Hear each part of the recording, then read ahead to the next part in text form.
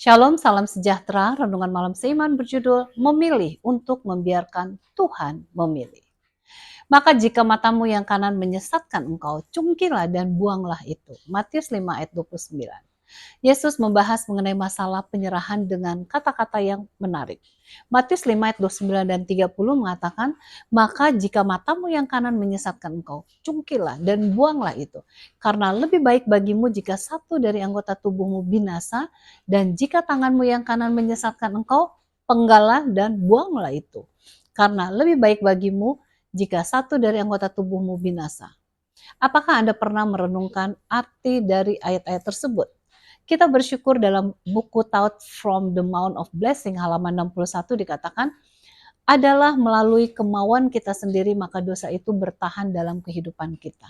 Penyerahan dari kemauan kita inilah yang digambarkan sebagai pengcungkilan mata maupun pemenggalan tangan kita.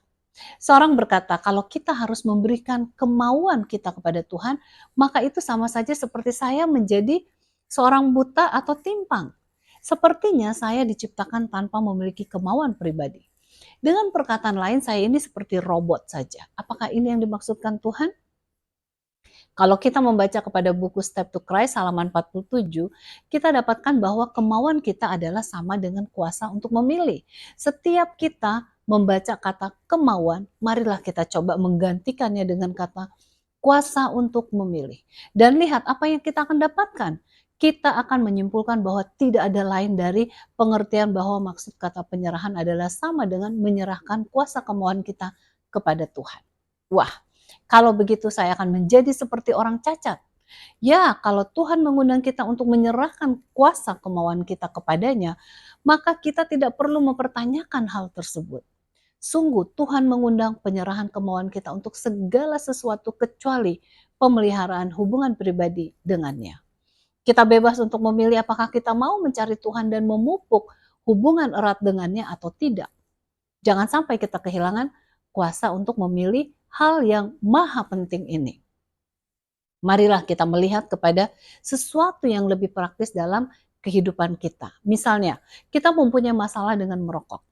Tuhan berkata, jikalau engkau akan menyerahkan semua kuasa kemauan Anda untuk segala sesuatu kecuali hubunganmu dengan aku, maka suatu perubahan akan terjadi dalam seluruh kehidupanmu. Apakah akan ada kemenangan dalam memilih untuk tidak merokok? Tidak. Bukan demikian cara bekerjanya.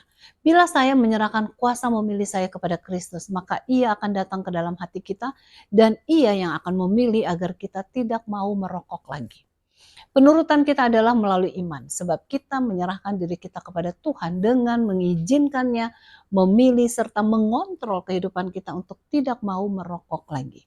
Semoga penyerahan kehidupan kita berjalan secara berkesinambungan, sehingga Tuhan dapat senantiasa memilih agar kehidupan kita dapat sesuai dengan kehendaknya.